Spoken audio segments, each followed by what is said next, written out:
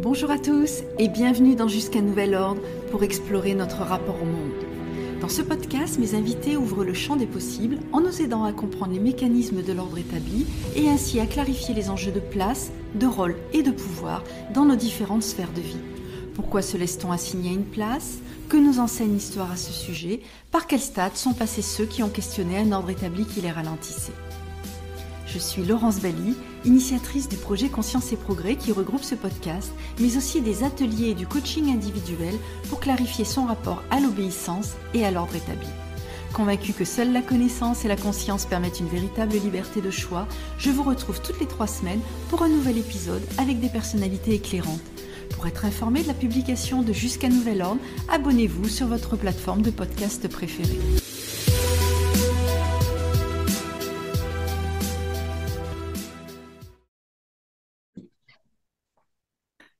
Nous sommes depuis l'enfance formés et habitués à obéir à nos parents, aux enseignants, aux adultes, puis plus tard à notre hiérarchie.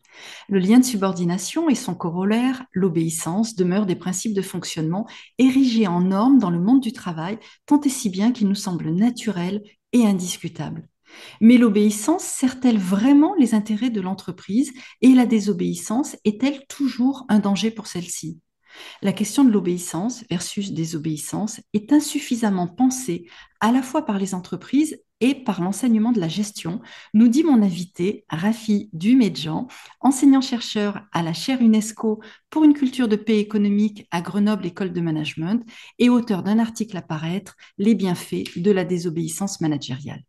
Nous allons donc tenter de comprendre avec lui les raisons de cet angle mort, car même si nous allons aujourd'hui nous concentrer sur l'univers du travail, l'obéissance n'en demeure pas moins une question centrale dans la compréhension des mécanismes de l'ordre établi, quel qu'il soit.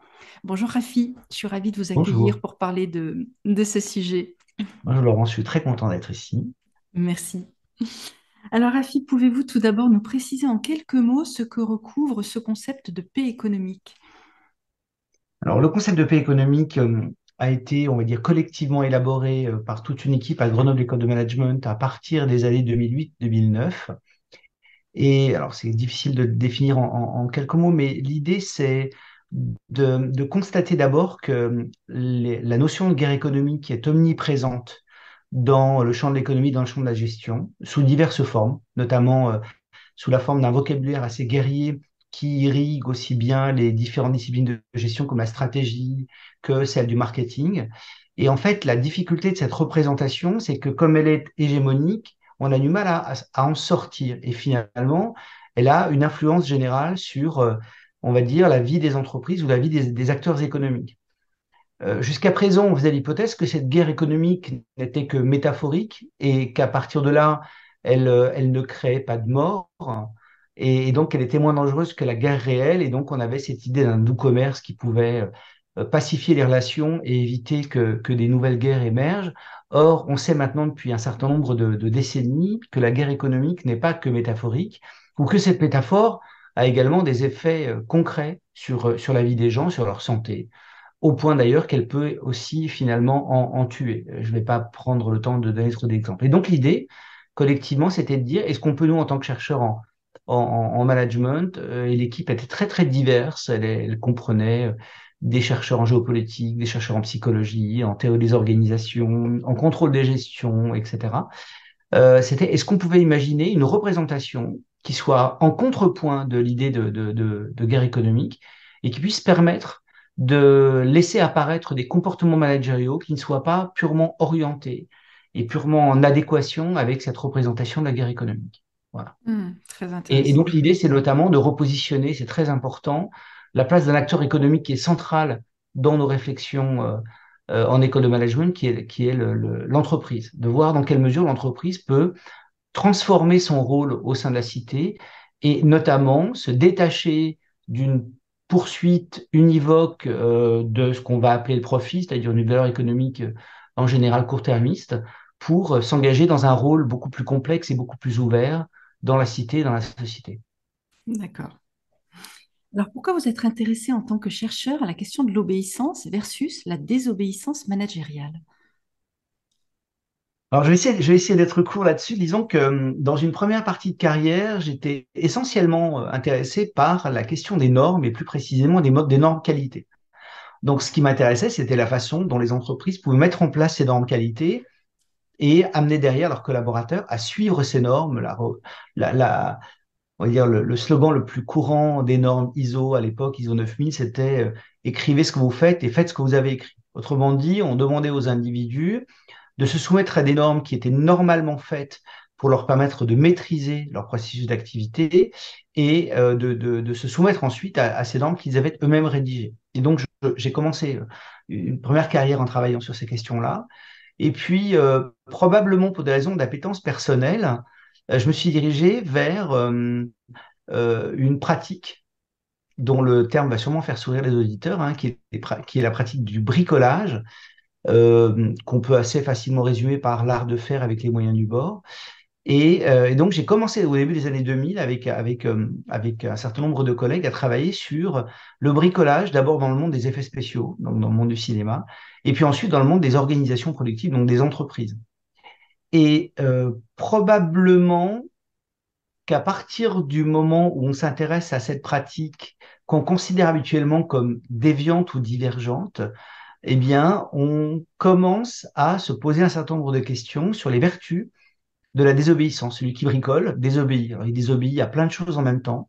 Il désobéit par exemple au concepteur d'un objet qui normalement intègre dans cet objet un usage bien défini et dont le bricoleur va s'autoriser les détournements. Voilà. Hein, on va considérer que la chaise peut avoir plein d'usages différents, la cuillère ou tel outil ou machine. On désobéit en même temps aux normes, c'est-à-dire qu'on joue avec les normes, on les détourne, on les déforme un petit peu. En règle générale, ce qu'on a pu constater, c'est pour de bonnes raisons, c'est-à-dire essentiellement pour des raisons productives et absolument pas pour les raisons qu'on imagine dans un Gaston Lagaffe qui bricole pour se reposer ou pour jouer ou pour se divertir. Non, non. On a constaté avec des collègues que souvent les gens bricolent dans les organisations pour le bien de l'organisation et bien sûr pour leur bien également à eux-mêmes. Et donc voilà, en fait, c'est probablement un travail d'abord sur les normes qui m'a amené à m'écarter des normes pour regarder comment les gens jouent avec ce qui est normé. Et donc, à partir de mes réflexions sur le bricolage, j'ai commencé à m'intéresser à la question de la désobéissance sous ses diverses formes. D'accord. Et donc ce bricolage impacte, j'imagine, indirectement la distribution des places et des pouvoirs au sein de l'entreprise, même si c'est un peu à la marge.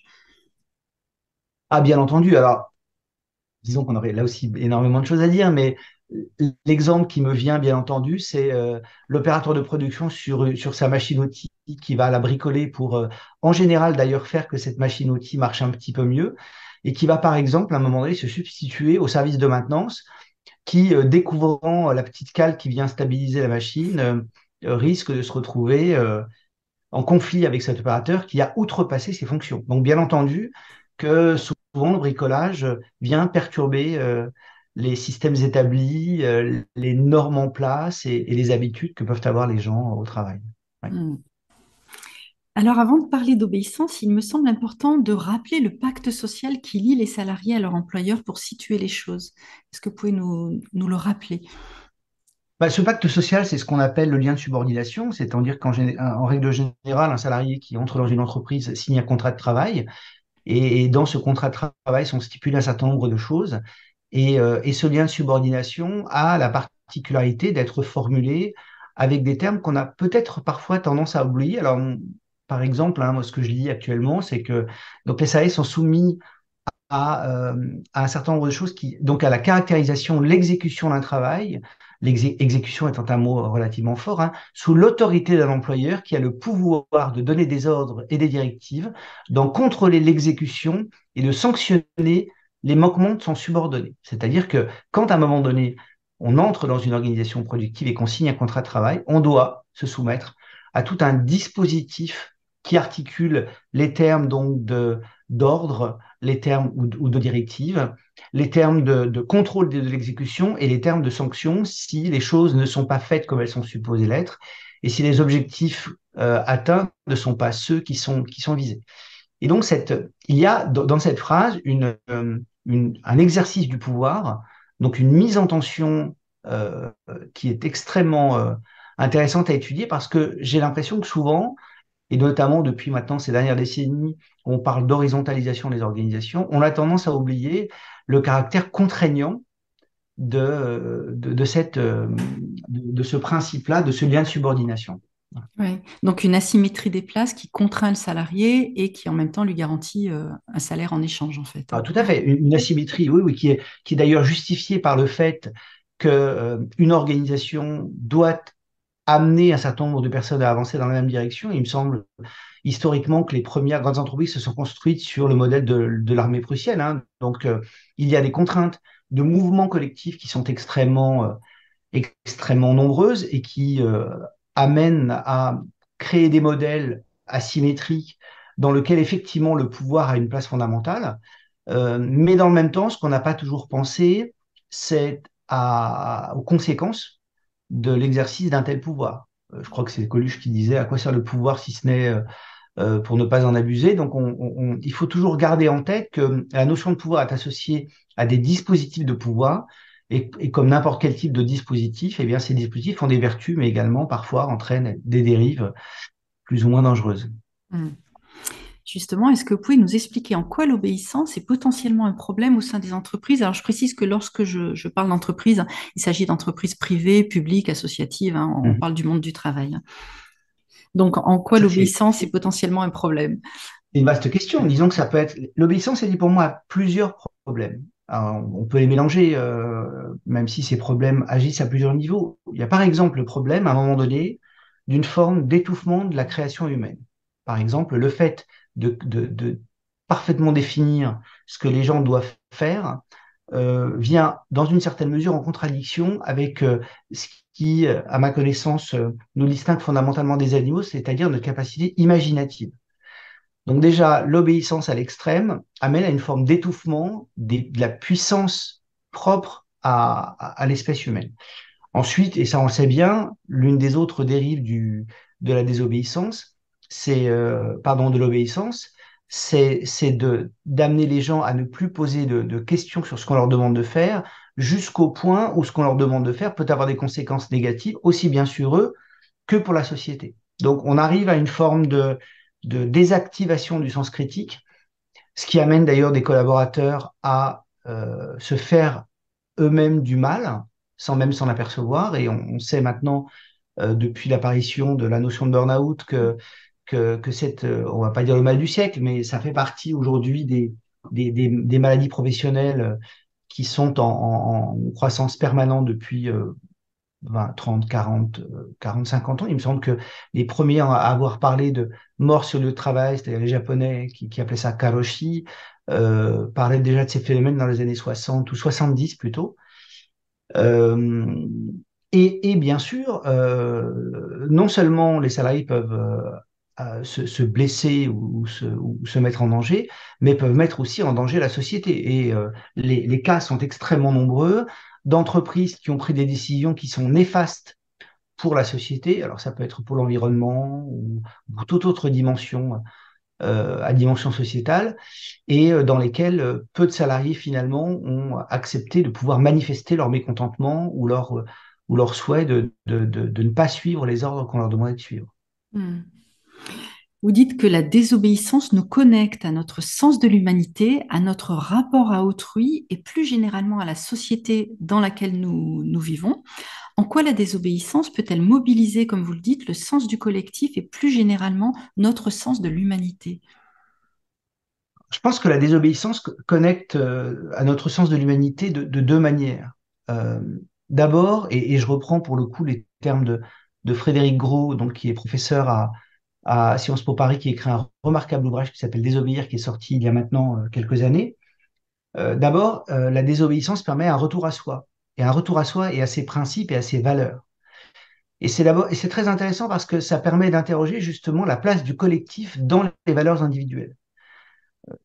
On a tendance à oublier quand même que la question de l'individu est une question relativement récente, et que l'individu n'existait pas, il me semble, à l'époque de la Grèce antique, au moment de l'Athènes démocratique, au sens où le citoyen athénien ne se percevait pas indépendamment de la cité dans laquelle il vivait.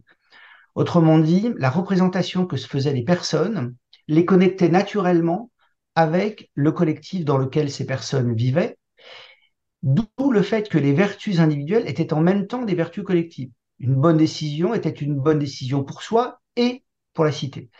On s'est, au fur et à mesure des siècles, déconnecté du collectif en fabriquant une figure individuelle qu'on a souvent associée à la question d'une forme d'égoïsme comportemental. Et donc l'individu, qui auparavant était le citoyen, est devenu cet atome séparé des autres et qui poursuit ses propres intérêts, souvent au détriment d'autrui. Au détriment d'autrui, avec cette représentation assez, assez comique, je trouve, d'un Adam Smith disant que finalement, c'est dans l'égoïsme de chacun que la société trouve sa capacité à se développer et à bien vivre. Donc, moi, je pense que le premier geste de la désobéissance est un geste qui consiste à revenir vers soi, à comprendre quels sont les principes qui guident nos vies et à tenter de réfléchir à la place d'autrui dans ces principes-là. Et dès lors qu'à un moment donné, en revenant vers soi, on retrouve autrui, à ce moment-là, on se reconnecte à l'humanité et on pense les conséquences possibles de ces actes. Donc, on ne pense pas simplement ces actes par rapport à soi et par rapport à son petit monde. On projette des actes fondés sur des principes personnels intégrant la société dans un espace plus grand qui est l'espace du collectif. Mm. Ça fait un double mouvement en fait, hein. C'est d'abord un mouvement vers soi, à l'intérieur de soi, qui nous reconnecte à notre rapport aux autres collectifs et à la société. Ouais. Vous pouvez peut-être nous donner un exemple de désobéissance, justement, qui produit ce double mouvement. Oh bah, je pourrais très simplement prendre des exemples de désobéissance parmi les multiples témoignages qu'ont pu faire un certain nombre de lanceurs d'alerte dans des prises de décision qu'ils ont prises qui étaient d'une violence inouïe pour eux. On sait, notamment en France, ce que sont devenus la plupart d'entre eux.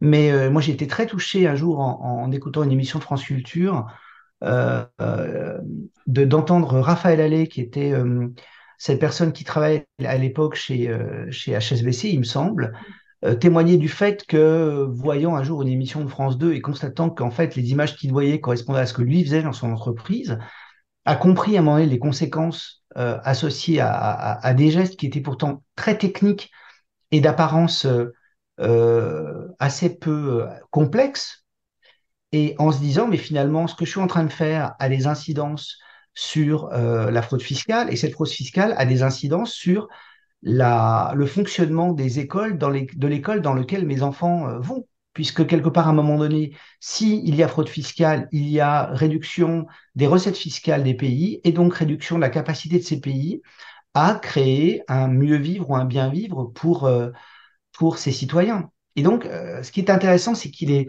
parti de lui, parti de son activité quotidienne, et qu'il a connecté les conséquences de cette activité avec d'abord sa vie familiale, ses enfants, puis ensuite le fonctionnement très général de l'État dans lequel il vivait. Et donc cette connexion-là qui est très complexe, hein, qui demande un effort intellectuel et qui demande une très grande culture politique, en fait, c'est ça qui est intéressant.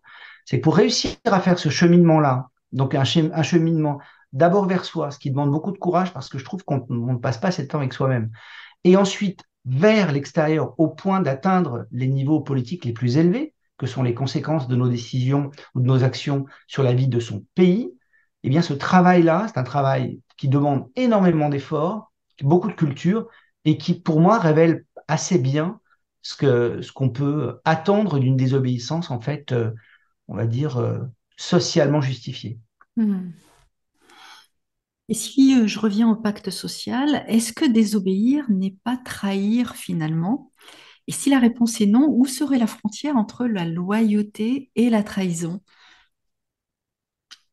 Mais je trouve que la difficulté de ces termes, c'est que comme ils sont relativement mal définis, justement, on peut leur faire dire à peu près n'importe quoi. Si vous regardez dans le cinéma américain, par exemple, on s'aperçoit que les films qui s'appuient fondamentalement sur le principe de loyauté sont des films qui parlent de types de relations assez discutables socialement que sont les relations mafieuses. Par exemple, on va Hmm. considérer que dans tout groupement criminel, le premier mécanisme de coordination et surtout de maintien de l'ordre, c'est la loyauté. À partir de là, on pourrait se dire, aïe, est-ce qu'en étant loyal, finalement, on ne crée pas des systèmes mafieux, ce qui n'est pas du tout mon intention, mais ce qui montre bien la plasticité de la notion de loyauté et l'usage qu'on peut en faire. Et pour moi, c'est pareil avec la question de la trahison. C'est-à-dire que loyauté va avec trahison, puisque toute personne qui est déloyale trahit. Et dès lors qu'on peut faire dire n'importe quoi à la question de la loyauté, on peut faire dire absolument n'importe quoi à la trahison, avec ce risque massif qui est de très vite identifier des ennemis intérieurs et donc de dire, ben voilà, celui-ci ou celui-là a trahi, donc il ne fait plus partie de la communauté, il fait partie du eux par rapport à un nous, et donc derrière ça génère des effets de haine, de stratisation, etc. Donc maintenant, pour tenter de revenir à la question, je pense que une fois de plus, tout est une question de jugement, mais d'un jugement qui est très complexe. Dans le monde de l'entreprise, on a ce terme que j'ai beaucoup de mal à employer, qui est le terme d'optimisation. C'est-à-dire qu'on essaye d'optimiser. Et l'optimisation, c'est un terme qui est finalement assez confortable intellectuellement, parce que c'est un terme qui met en branle un certain nombre de techniques d'optimisation qui remontent, pour faire simple, à Taylor dans le monde de l'entreprise, hein, parce que Taylor cherchait nécessairement à optimiser notamment les temps. Euh, et en fait, c'est un geste assez simple parce qu'il est outillé et en plus, il vise toujours le même point, c'est-à-dire qu'il va toujours dans la même direction. En revanche, si on revient à la question de la prudence dont on parlait tout à l'heure, la prudence chez Aristote, c'est quand même la vertu cardinale du citoyen grec, et la prudence, c'est le juste milieu. Mais personne ne sait où se situe ce juste milieu, en fait. C'est-à-dire toute l'intelligence politique du citoyen athénien, c'est en situation de trouver une position qui soit adéquate à la situation.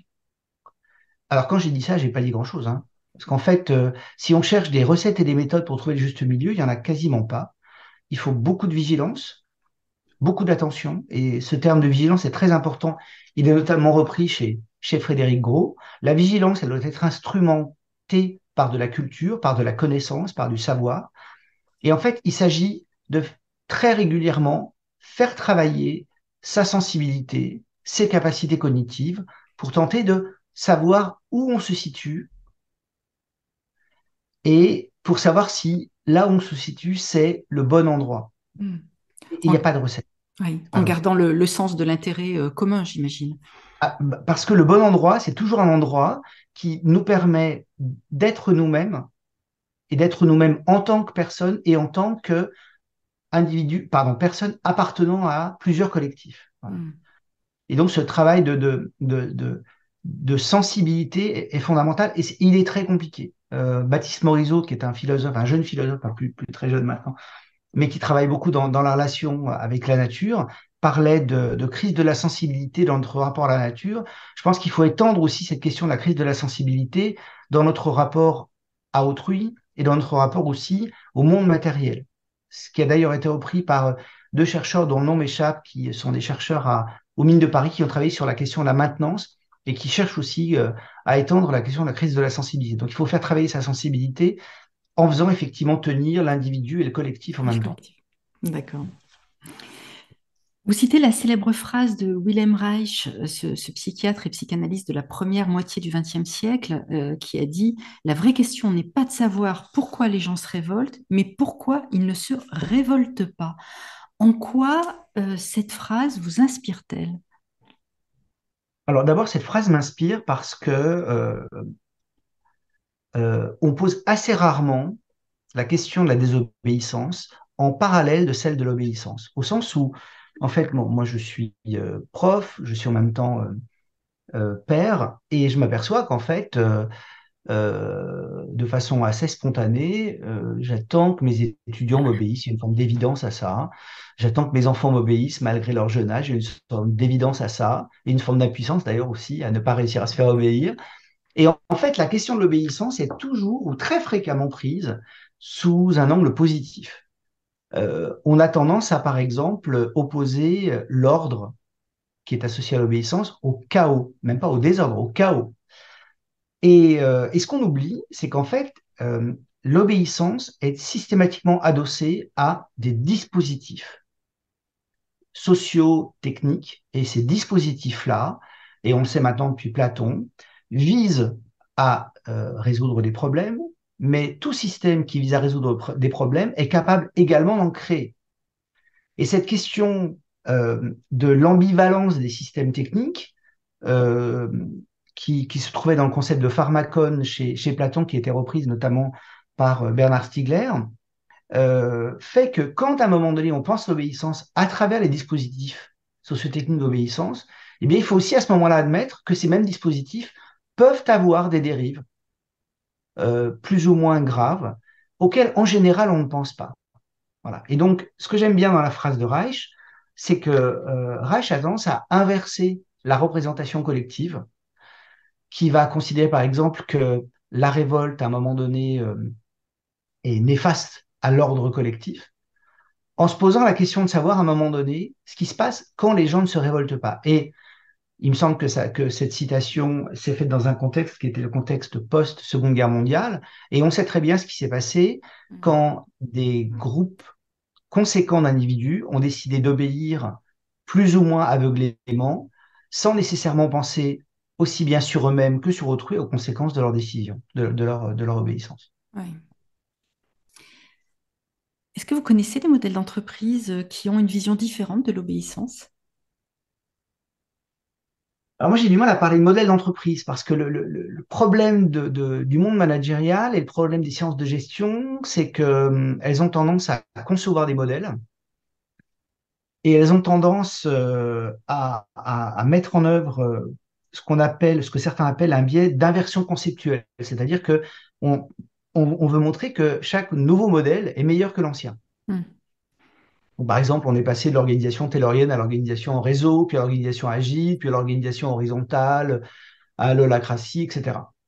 Et en fait, je me méfie toujours des modèles parce que les modèles ont tendance à devenir on va dire des éléments de marché sur lesquels les entreprises se précipitent ensuite comme des modes managériales pour les mettre en œuvre. Ce qui m'intéresse plutôt, c'est les pratiques, en fait, les pratiques de désobéissance, parce que je trouve que la désobéissance, elle ne peut se comprendre qu'à partir du moment où elle s'articule sur une intelligence pratique.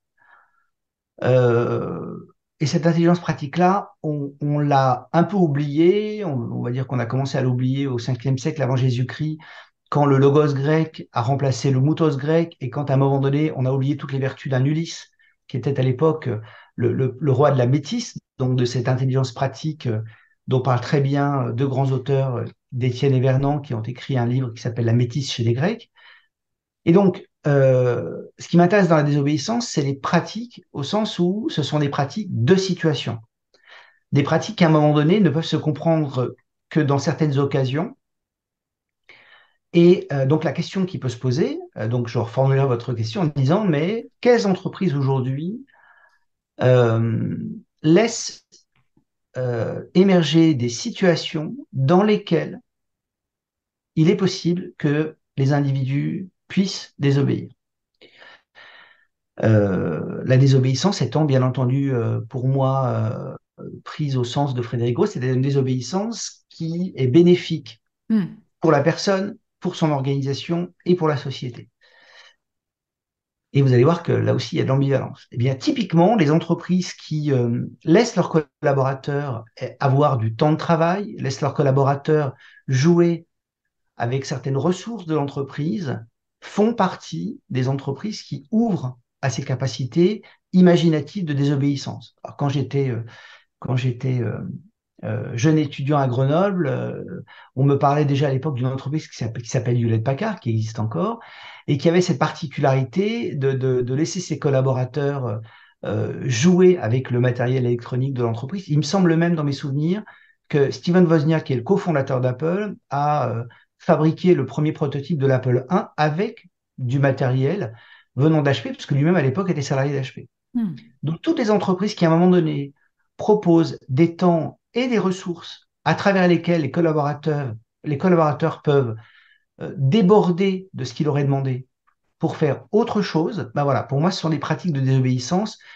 Et dans le monde de l'entreprise, ces pratiques-là sont très, très, très nombreuses. Les entreprises qui mettent en place, par exemple, des concours d'ingéniosité ou de bricolage, des entreprises qui autorisent leurs collaborateurs à pouvoir inventer de nouveaux processus, des nouvelles pratiques, des nouvelles règles, font partie pour moi de celles qui, à un moment donné, ouvrent les espaces de désobéissance, mais qui, derrière, seront récupérés positivement par l'organisation. Ouais, c'est Voilà. ça qui est Et intéressant, donc, justement. c'est passionnant de regarder les pratiques, c'est comme la cuisine, hein, c'est parce que finalement, c'est dans la variété et dans la singularité de chacune des pratiques que les individus peuvent ensuite se passer, on va dire, des trucs et astuces pour mieux bricoler slash désobéir. Ouais. Est-ce que les salariés, dans la mesure où nous avons été formés à l'obéissance, hein, comme on l'a rappelé depuis tout petit, sont prêts à occuper une place différente au sein des entreprises, à décider davantage par eux-mêmes, selon vous? Alors aussi, il faudrait discuter de la notion d'être prêt, parce que je pense qu'il y a tout un ensemble de difficultés, d'obstacles qui peuvent émerger, parmi lesquels, par exemple, une perte d'habitude. Vous allez pouvoir trouver dans une des conférences TED les plus vues, qui est celle de Sir Ken Robinson, qui est malheureusement décédé il y a quelques années, une étude qui a été faite il y a déjà maintenant plusieurs décennies, qui montre la désagrégation de ce qu'on appelle la pensée divergente. Autrement dit, tous les enfants, dès leur plus jeune âge, sont en capacité de s'inventer des mondes dans des mondes en utilisant tout ce qui est sous la main, sous des formes et pour des usages complètement délirants pour n'importe quel adulte qui assiste à la scène. Eh bien, cette capacité à faire preuve de pensée divergente, qui est au fondement, par exemple, de la capacité créative et du bricolage, se perd avec le temps pour les raisons qu'on a déjà invoquées, hein, liées au fait que le système éducatif est un système qui force à l'obéissance, que la famille est un lieu aussi d'obéissance la plupart du temps. Et donc, premièrement, il y a une perte de capacité, et c'est pas une perte irrémédiable. La pensée divergente, on peut la retrouver par des pratiques créatives, par des pratiques artistiques qui nous reconnectent avec une partie de notre enfance. C'est une bonne nouvelle, ça. C'est plutôt une bonne nouvelle. Après, il faut du temps. Pour ça, il faut des conditions pour ça qui ne sont pas toujours données. Bah, d'ailleurs, je peux parler des conditions parce que ça aussi, c'est une chose qui est très intéressante. Euh, pour pouvoir à un moment donné être en situation de désobéir, il faut du temps. Il faut du temps, il faut de la maturation. Et ce temps et cette maturation, on l'a pas toujours. Il faut aussi du temps et de la maturation pour soi. Et dans un monde aujourd'hui qui a tendance à confondre le fait d'être seul, donc la solitude, et le fait de désirer être solitaire pour pouvoir avoir du temps pour soi, eh bien, c'est un peu compliqué de pouvoir à un moment donné trouver les moyens en soi et ensuite dans son rapport aux autres de développer ces capacités-là. Donc, on a un deuxième obstacle hein, qui est celui du temps et de cette capacité et du plaisir qu'on a à se retrouver avec soi-même pour pouvoir s'interroger sur ses valeurs, pour pouvoir expérimenter. Voilà, un exemple qui me revient en tête qu'avait partagé avec moi mon ami Dominique Steller, qui est titulaire de la chaire, c'est que souvent on utilise la métaphore du sportif de haut niveau pour parler des managers, alors même que ce qu'on oublie, c'est que le sportif de haut niveau passe une bonne partie de son temps à se reposer et très peu de temps à performer. Donc ce serait intéressant qu'un jour un manager allant jusqu'au bout de la métaphore demande à son chef si dans une journée de 8 heures, il pourrait se reposer 6 heures pour éventuellement travailler 2 heures ou performer 2 heures. Et puis, il y a un troisième obstacle que je vois bien entendu, hein, qui est l'obstacle de la peur, c'est de la peur des conséquences. C'est-à-dire qu'on est dans une société aujourd'hui qui, pour tout un ensemble de raisons, euh, a peur.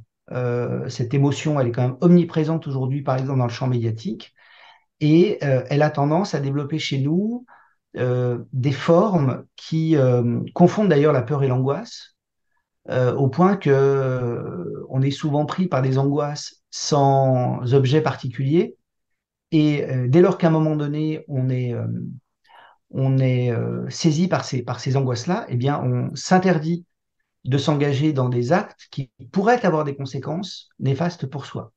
Puis il y a peut-être, pour finir, mais je pense que cette question est vraiment très large, hein, il y a aussi d'autres conditions qui pourraient empêcher la désobéissance, notamment dans les organisations, c'est par exemple le cadre législatif dans lequel aujourd'hui les gens peuvent désobéir à l'entreprise.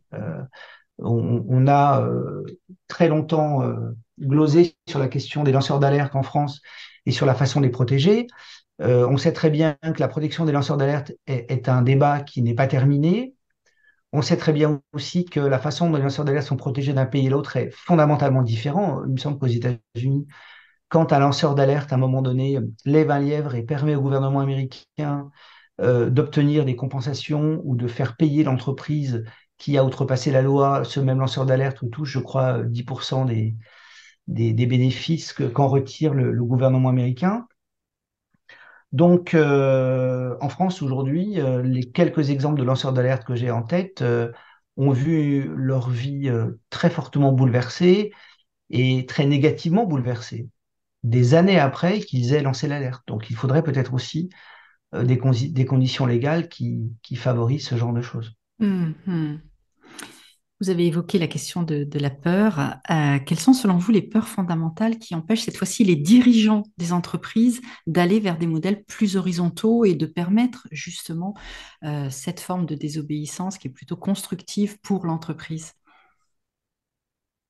Ce qui me vient en tête en premier lieu, c'est cette opposition dont j'ai parlé tout à l'heure entre l'ordre et le désordre.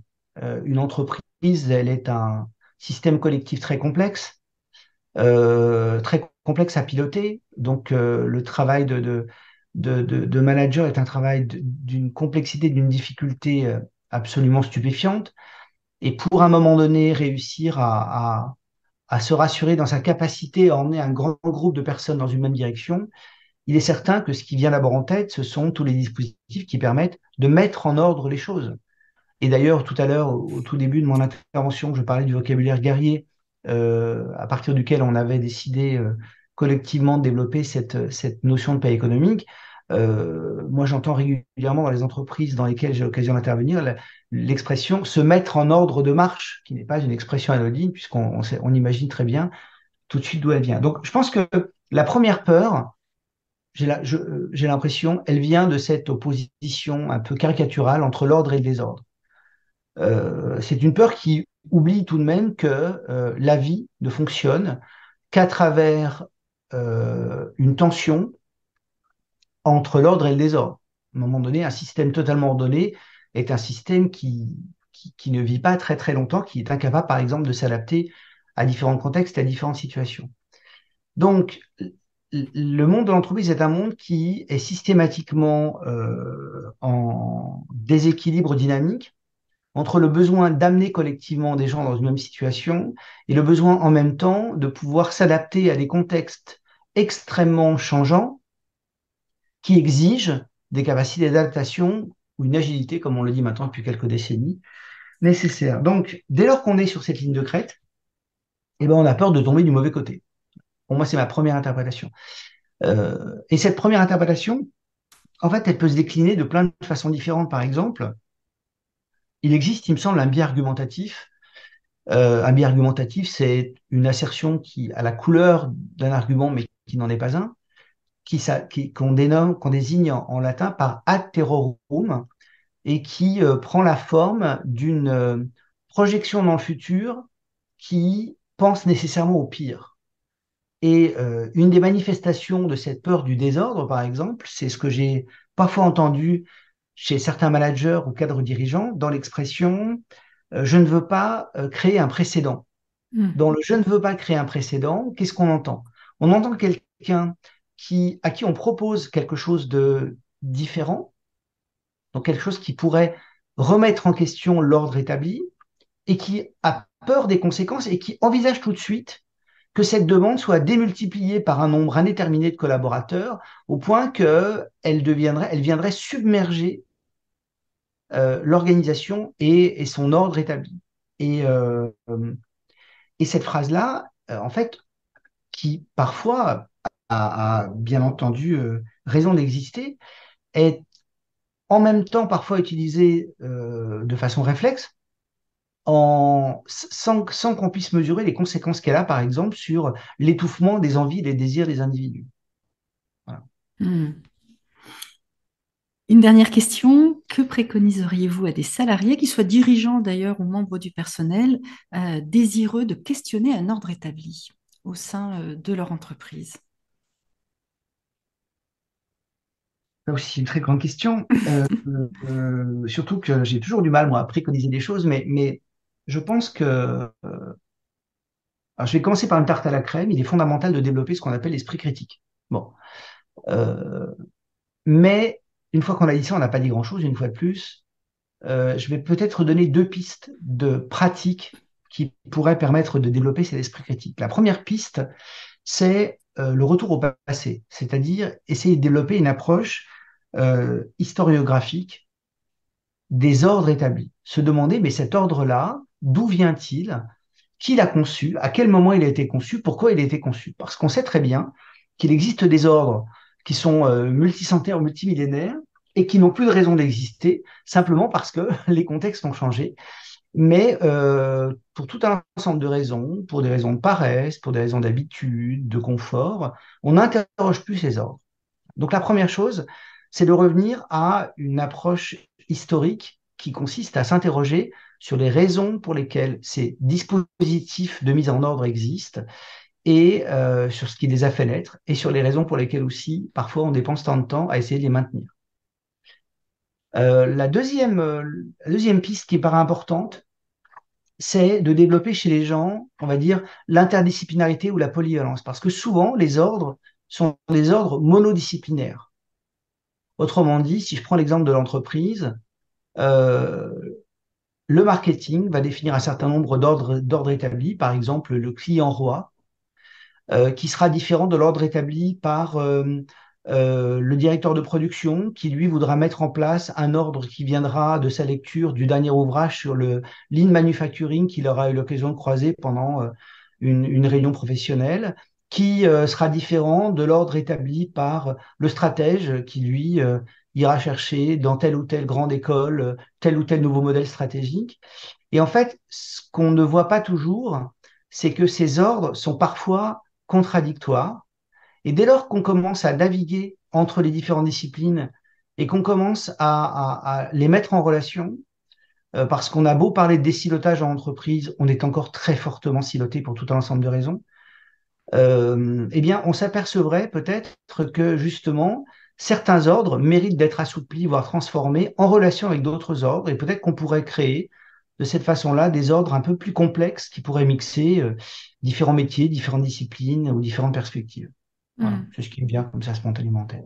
Bah, merci parce que ce sont des pistes, en tous les cas, moi, qui nourrissent énormément ma réflexion, là, surtout la dernière que je n'avais pas envisagée, la deuxième, là, donc j'ai trouvé ça extrêmement intéressant.